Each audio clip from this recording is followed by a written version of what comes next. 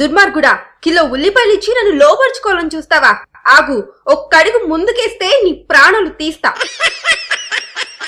నువ్వు ఊపిరితిత్తుల నిండా గాలి తీసుకొని నోరంతా తెరిచి నా మొహం మీదకి గాలి వదులు రాజు.